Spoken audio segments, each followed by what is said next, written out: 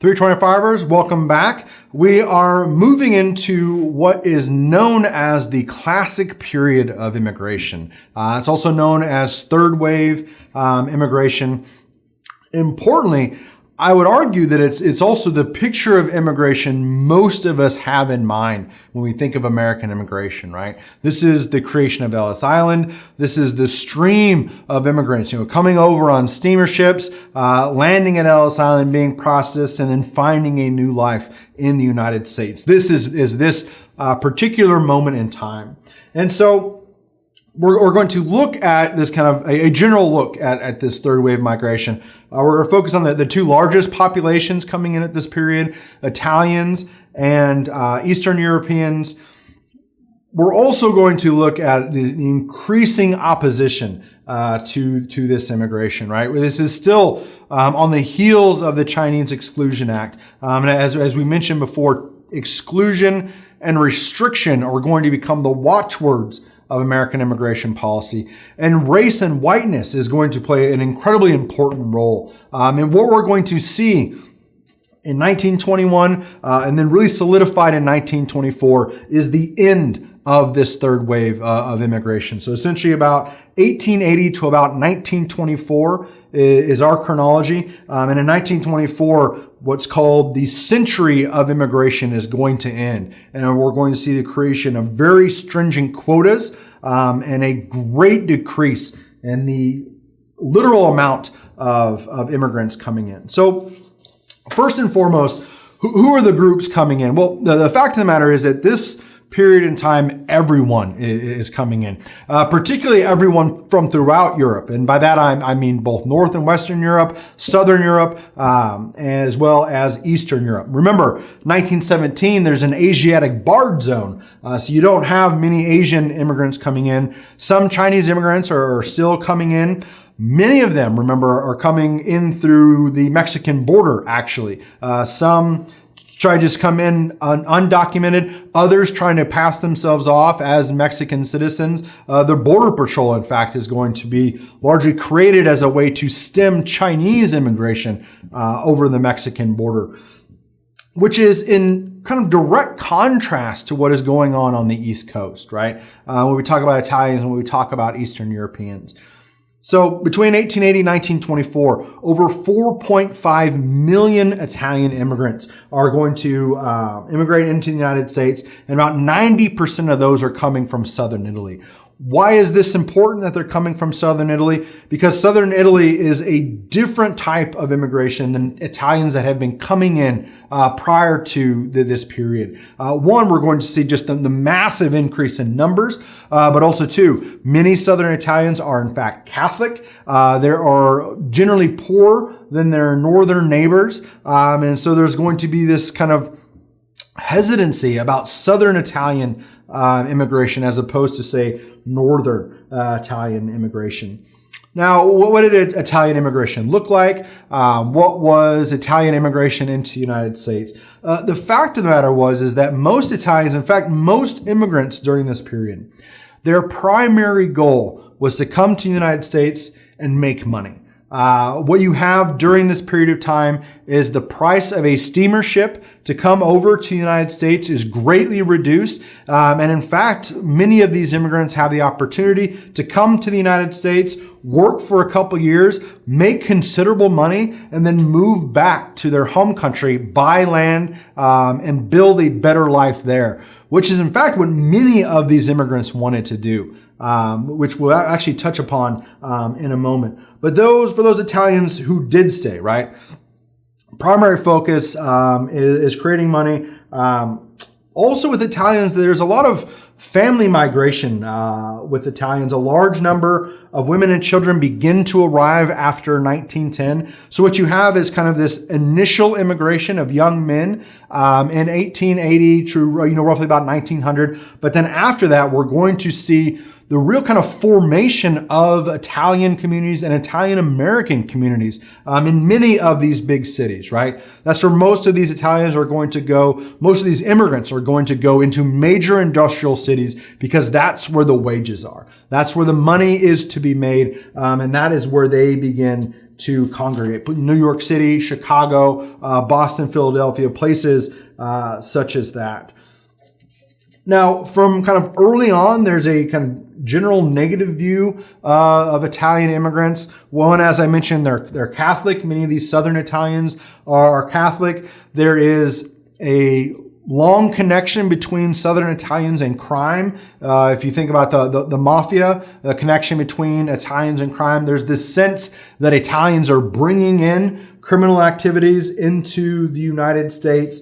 Also, Southern Italians have a darker complexion than their northern neighbors. They certainly have a darker complexion than, say, someone coming over from London. So that aspect is also going to really bring about questions of Italian immigration from nativists. But what Italians are able to do is they're able to build these communities. They bring in their traditions, family, church, food traditions. They begin to form these communities in the United States, as do Eastern Europeans. So when I say Eastern Europeans, this is really kind of an umbrella term for the Slavic peoples. And by that, these are including Bulgarians, Hungarians, Jews, Lithuanians, Poles, Romanians, Russians, Serbs, Slovenes, and Ukrainians.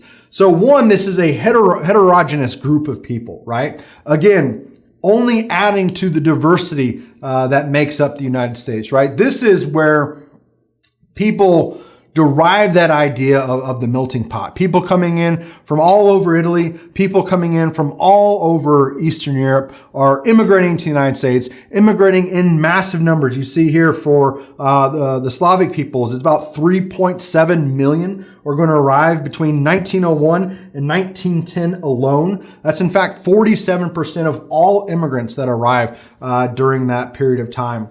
Eastern Europeans are largely going to, whereas Italians largely congregate around the eastern seaboard. Slavic peoples are the industrial Northeast, but also the Midwest. Chicago is going to be a desired location for many of these Slavic people. That also has to do with chain migration. What we're going to see from both Italians, but also Eastern Europeans, is one group goes out to, say, Chicago, and they find work. And then they communicate back to people in their family, people from their neighborhoods, people from their towns. And then those people are going to immigrate out in order to make money, in order to find work. The Italians and the Slavs, in fact, largely become manual laborers, working in factories. If you've ever read Upton Sinclair's The Jungle, he's actually talking about Slavic workers. Those are the people that his expose was about. Of course, as I'm sure we all know, that expose, which was supposed to be about working and living conditions of Slavic immigrants, actually became more about the food than anything else. But the Slavic peoples, like Italians, form family units while you have that initial immigration of young men. Women and children come later. Like Italians, Eastern Europeans are really going to build these kind of ethnic enclaves, these ethnic communities with their church at the center of that community, and then their family. Home ownership is going to be incredibly important to Slavic peoples. And actually, like Italians, like most immigrants, for that matter, second generation and third generation Slavics are going to be bilingual. They're going to really begin to adopt American customs, although opposition to them is not going to cease. Now, this is also the period of Ellis Island. Essentially what happens is so many immigrants are coming into New York that Castle Gardens, the place that had been processing immigrants for New York State, essentially says, we cannot do this anymore. There's too many. We don't have the resources. We're just going to let them all in unless you come up with something. And so the federal government, they established the Bureau of Immigration in 1891. They established Ellis Island in 1892, and it lasts from 1892 to 1932. And in that period of time, they process over some 12 million immigrants. There are innumerable people in the United States who can trace their ancestry, their genealogy back to Ellis Island, back to the Ellis Island kind of logs and rolls. And Ellis Island was actually a fairly smooth process when you look at the kind of totality of American immigration. It had less than 1% rejection rate. Even those who needed a more extensive examination were given housing, they were given food, they were given hospital services if they in fact needed them. But for most people, it was a quick processing, taking down information, and then they were sent to the island of Manhattan. Now, there is certainly a dark side. I mean, like I mentioned, there was a 1% rejection rate, but that did mean people were rejected. Many of those people often committed suicide, or rather than going back, there were corrupt officials who allowed certain people to come in, denied certain others. There is that kind of apocryphal story of immigrants coming into Ellis Island and being forced to change their name because the Ellis Island officials couldn't speak whatever language they were speaking. This is actually not true. Ellis Island employed a number of different translators. And so when immigrants came, they spoke with the translator. They got those names. More often than not, when immigrants changed their names, it's once they were already in the United States and were facing social pressure from Americans that they decided to Americanize their names to avoid really any opposition. And then we have a picture of Ellis Island itself. I'm not exactly sure why it dropped in like that. Another element, as I mentioned before, with Italians, with Eastern Europeans, really with all immigrants, not only during this period, but all immigration, is that there's always a return migration. We saw the desire for this with the Irish famine immigrants who saw themselves as exiles, but can never make enough money to get back, essentially made peace with the fact that they were now Americans.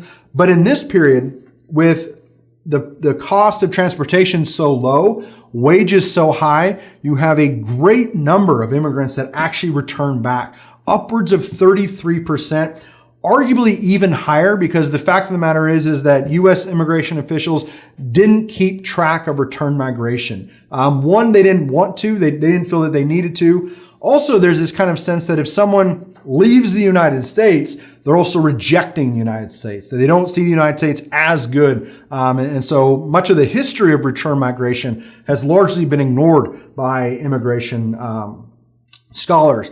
But importantly, for our purposes, and particularly for this lecture, the reality that most immigrants had a desire to return home leads us to recognize the conditions that immigrants lived in, the opposition that, say, nativists have, and the things that they point out about immigrants, right? That they aren't interested in becoming Americans. They're not doing the things that they need to do, learning English, dress, culture, what have you. They live in incredibly poor conditions. None of them are seeking citizenship. Part of that is because they had no intent of doing any of those things. And in fact, immigrants do live in squalid conditions. And this is in part because they didn't want to spend wages on housing. Again, they were there to make as much money as they possibly could and then return back home. They didn't want to, what they saw was waste money on housing. Also, too, landlords were going to take great advantage of immigrant families. They're going to take buildings, divide and then subdivide them, people as many as 12 people in one room, charge them incredibly high rates for living in these conditions. And so this is seen as evidence of the squalor of immigrants, as their willingness to live in these conditions, when in fact, outside external factors were leading into it. So as a result of this large-scale immigration coming into the United States, and particularly this different kind, right? We said Southern Italians, Eastern Europeans have negligible numbers prior to 1880, and they're going to have exploding numbers after 1880. There is this great fear of what to do about all of these new people in the United States. How do we make them into Americans? And so This is also the progressive era. And what progressives believe in is the power of government to exert change and the power of expertise and the power of science to come up with ways to affect this. And so progressives are going to attack this straight on. They're going to really develop what's called these Americanization programs. Progressives believed that there was something that was American, something definable that they could then teach to immigrants. They would form schools in order to teach immigrants about being an American, how to act as an American, and how to use this expertise to create Americans out of these populations. This is actually reflective of a much broader process of attempting to force assimilation onto populations deemed unassimilable. Maybe the most aggressive and expansive of this were the Indian boarding schools that are popping up throughout the country in an attempt to, one of the mottos of the Indian boarding school was to kill the Indian, save the man. They would cut the hair of native boys, essentially trying to eliminate any aspect of native culture, native language, native dress from these people. They would dress them in suits, things of that nature, in an effort to make them into Americans. So this wasn't just applied to immigrants. These were applied to various groups deemed outside of the national fabric. And the effects of these were incredibly low, right? The goal was assimilation. The goal was the elimination of what they called hyphenism, German American, right? German hyphen American, Italian hyphen American. They just wanted to make them into Americans. The reality was, as many of these immigrants didn't want these processes, they didn't want these teachings. And also too, the ethnic enclaves at this time were incredibly strong by this period. And in fact, assimilation had ugly consequences for many groups. We talked last time about Germans facing oppositions. During World War I, you're actually going to see violence wrought against Germans. Some of the assimilation efforts were kind of silly. So, for example, performances of Beethoven were banned in the United States. Libraries removed German books. Again, school districts were outlawed from teaching German or using German language in class. But also in St. Louis, a mob lynched a German immigrant who they thought was being subversive. None of the leaders of the lynch mob were convicted of anything. And so German Americans begin to hide their identity. They begin to change their names. They cease speaking German in public. But yet these kind of tight-knit communities still remain for many of these populations. Another element that we're going to see that is going to add to this kind of building resentment to immigrants during this period. So one, we have large-scale immigration, right?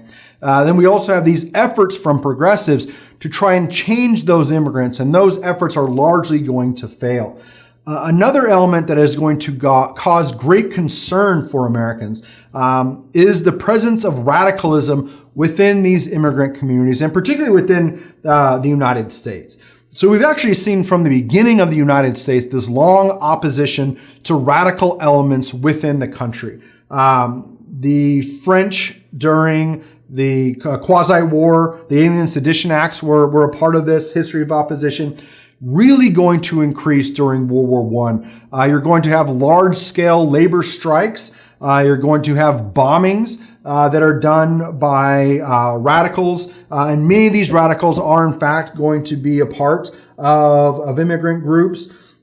And so this sense of violence, this sense of terror is going to be intimately connected with immigrants. It's going to be tied in with them. You'll see the Red Scare after World War I. You actually see government begin raiding suspected Bolsheviks.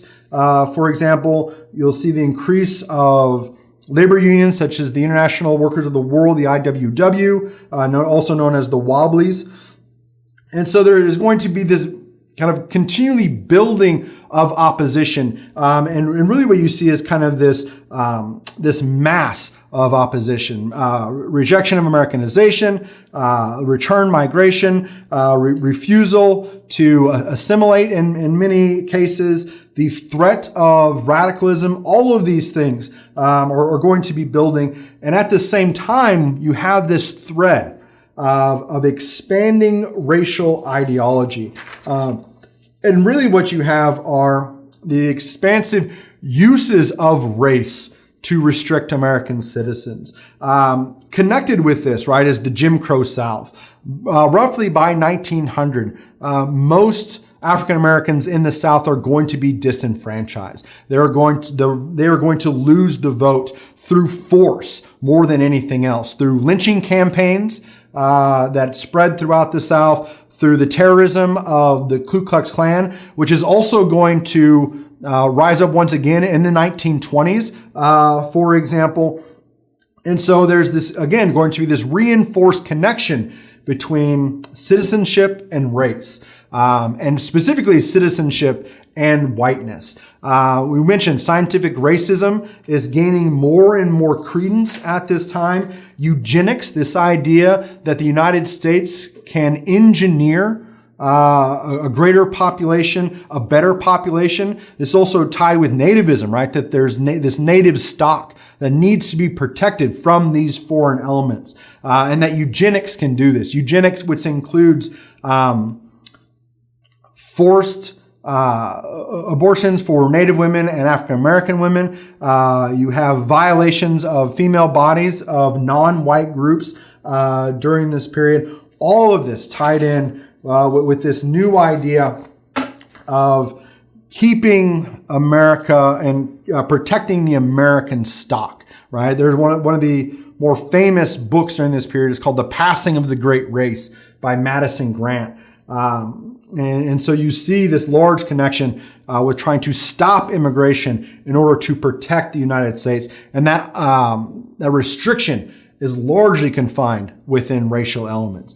Now, importantly, this wasn't every group, right? Not all Americans were nativists. There's still a fairly strong thread of multiculturalism. There's a fairly strong thread of kind of liberal reactions to immigrants, a kind of strong belief in the power of American institutions to incorporate immigrants as they see fit. Many progressives were a part of this. But the fact of the matter, this was a minority opinion. And what we're going to see in this period, again, by 1921, you see at the bottom of the Quota Act, the triumph of nativism. The arguments that these immigrants aren't American enough, they can never become American, and in fact are bringing Americans down. And so this is, again, a legacy of Chinese exclusion, that race becomes the baseline for the justification of restriction. Essentially what you have with scientific racism is the creation of this theory of specific races, and that no one can transgress those boundaries. Race becomes, in this period, a hardened fact for many people. That once you're a part of a race, you're always a part of that race. It can actually never get out of that race. And so race becomes a way to say that because Slavs are a part of this specific race, they're never going to rise to the Nordic races, right? Which the Nordic is what white Americans are. And so scientific racism provides justification with the assumption that inferior peoples could never embrace American democracy, and that must be stopped. After World War I, with the rise in radicalism, the strikes that are occurring because of much of the immigrant labor, the conversation becomes not whether or not to restrict, right? Really, after the Chinese exclusion, the conversation stops about whether or not to restrict. It's about how much. And in 1921, they passed the Quota Act. The Quota Act only lasted for 3 years. And the reason it only lasted for 3 years was because it wasn't stringent enough. So the 1924 National Origins Act, it's actually a revision to the 1921 Act because it's too lax. And you can see here the effect of it. Essentially in 1921, what they said is that we need to create quotas based on the population of Americans that are here. The census that we're going to base our quotas on is going to be the 1910 census. And from that, we'll create a quota, a ceiling of the number of people from any given country that can come at any given time.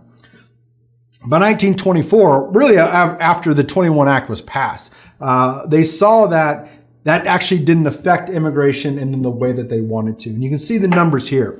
So in the 1921 Quota Act, the quotas were allocated 55% of the quotas were for Northwestern Europe, 45% were allocated for Southeastern Europe. So too many Italians were still allowed to come in, too many Slavic peoples were still allowed to come in, too many Eastern Europeans were still allowed to come in. So in 1924, they decided to push the census back to 1890. And what that meant was they pushed it back before large-scale Italian immigration came in, before large-scale Eastern European immigration came in. And the numbers are dramatic in terms of their effect. For Northwestern Europe, it goes from 55% to 84% of the total quotas. For Southern and Eastern Europe, it goes from 45% all the way down from 16%. The Asiatic still had the barred zone. Many African countries do have a small number of quotas. African was not considered to be a national origin, despite the fact that the majority of people coming to what would become the United States during the colonial period were in fact Africans. African Americans were a significant population of the United States. They were not considered in any of these national origins, right? The import behind the 1924 Act was this idea to try and find out who were Americans? Where did they come from? What type of population made up the United States prior to this large influx of immigrants and this desire to get back to that period of time? But as you can see, they mess with the numbers in order to engineer the specific desire that they want. Now, lastly, and importantly, the entire Western Hemisphere is exempt. There's no quota put on the entire Western Hemisphere, which means Canada, but more importantly, it means Mexico. Western growers had considerable influence on their politicians, and they were able to get that exemption in there because they wanted cheap Mexican labor to work in the fields. And importantly, say, unlike the Chinese, the Mexican laborers were seen as not only expendable, but because Mexico was so close, they could easily be sent back. You couldn't do the same thing with the Chinese labor that you could with the Mexican labor. And so there's this sense from others who didn't have, say, strong opposition that problem would be easily taken care of.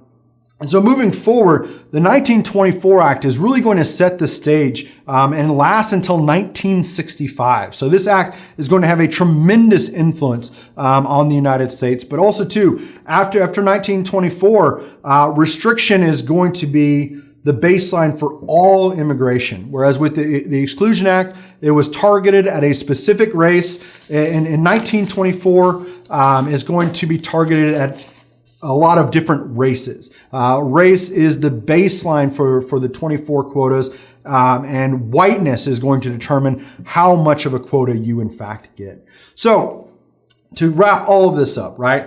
1880 to 1924, third wave immigration, we see the mass immigration into the United States from new and different sources, and this is going to cause great anxiety for native stock Americans. Progressives actually attempt a variety of solutions, Americanization being maybe the most prominent of that, and they largely fail as a result. And then race-based exclusion becomes law in 1921, reaffirmed and reformulated in 1924 in order to represent what American officials believed were national origin and also what groups of immigrants that they wanted to come in.